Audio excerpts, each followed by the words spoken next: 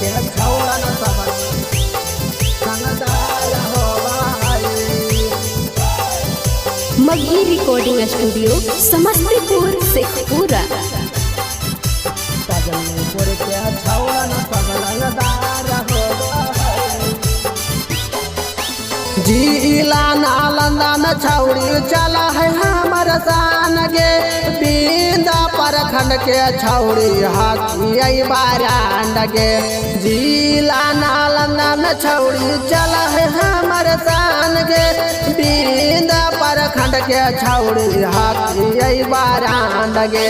Murder करे में कोई ना इनकार करा है, मर्डर करे में कोई ना इनकार करा है। तजनीपुर के छौड़न सब रंगदार होवा है, चुमा लेवे खातिर उ तैयार होवा है। बिंदा के लैकन सब रंगदार होवा है। बिंदा बाजार के छौड़न सब रंगदार होवा है।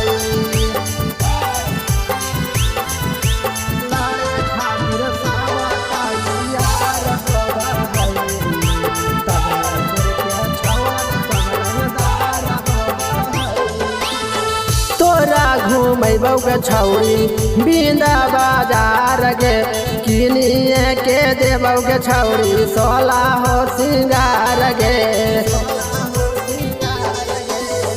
तोरा घूमबौ हम सब सोहरा बाजार गे, लिट्टी समोसा खिलैबौ चाटनिया चार गे। लाछू चक के पुलवा पर 2000 काटा है, लाछू चक के पुलवा पर 2000 काटा है। बिंदा बाजार के छौड़न सब रंगदार होवा है, लाड़े खातिर सब तैयार होवा है। तजनीपुर के छौड़न सब रंगदार होवा है। बिंदा बाजार के छौड़न सब रंगदार होवा है। लाड़े खातिर सब तैयार होवा है।